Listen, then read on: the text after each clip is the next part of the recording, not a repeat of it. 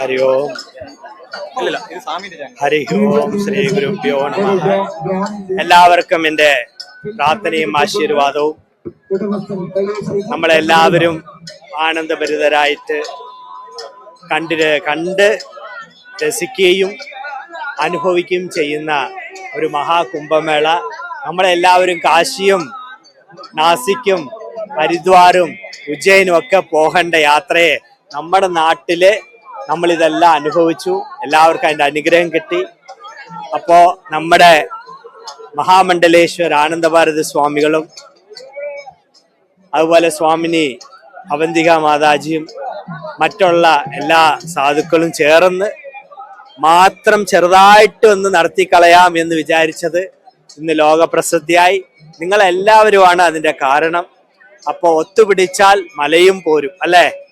അപ്പൊ നമ്മളെല്ലാവരും ഒന്നിച്ചിരുന്നാൽ നമ്മൾ തന്നെ ഭരിച്ചുകൂടെ? അപ്പൊ നമ്മൾ തന്നെ നമ്മുടെ നാട്ടിൽ നമുക്ക് സ്വാതന്ത്ര്യമായിട്ട് നടന്നുകൂടെ? അപ്പൊ നമ്മൾ തീരുമാനിക്കണം. അപ്പൊ നമ്മുടെ ഒരു കാര്യവും, നമ്മുടെ പാരമ്പര്യം, നമ്മുടെ ആചാരാനുഷ്ഠാനങ്ങൾ ഒന്നും നമ്മൾക്ക് വിട്ടുകൊടുക്കാനുള്ളതല്ല, പിന്നെ നമുക്ക് മറക്കാനുള്ളതല്ല.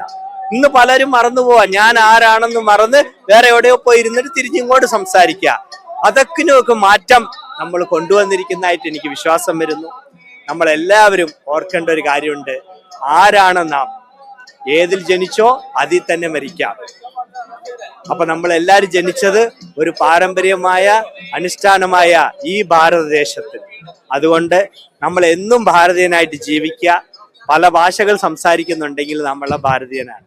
അതുകൊണ്ട് ഒരിക്കലും നമ്മുടെ നമ്മുടെ ആചാരങ്ങൾ വിട്ട്, കൾച്ചർ വിട്ട് ഒന്നും വെളിയിൽ പോകാതെ എല്ലാവരും ഈ മഹാമഹത്തെ ജീവിതത്തിലൊരു നമുക്ക് കിട്ടിയ ഒരു മഹാഭാഗ്യമാണ്. 270 വർഷത്തിന് മുമ്പ് ഇവിടെ ആര് ജീവിച്ചിരുന്നു എന്ന് കേട്ട് കഴിഞ്ഞാൽ ഇവിടെ ഉള്ള ആരും പറയില്ല ഞാനുണ്ടായിരുന്നത്. പക്ഷെ നമ്മൾ എത്ര ഭാഗ്യവാന്മാരാണ്.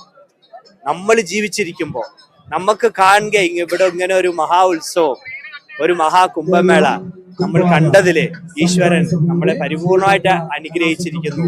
അതുകൊണ്ട് ഈ ഭാരതപ്പുഴ സാധാരണ ഒരു പുഴയല്ല.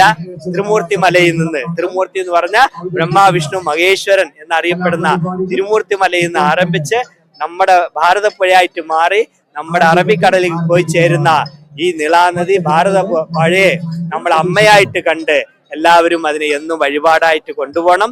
ഈ കുംഭമേള കഴിഞ്ഞു, ഇനി എന്താണ് പ്രസക്തി? അല്ല, ഇവിടെ വരുന്നവരൊക്കെ ഒരു വിളക്ക് കത്തിച്ച് ഈ നദിയിൽ അവിടെ പ്രാർത്ഥിച്ചിട്ട് പോകണമെന്ന് എല്ലാവരോടും അഭ്യർത്ഥിക്കുന്നു. എല്ലാവരും ഇതിനു വേണ്ടി പരിശ്രമിക്കുക. ഇനി എല്ലാ വർഷവും നമ്മുടെ കുംഭമേള നടക്കട്ടെ. ഹരി ഓം.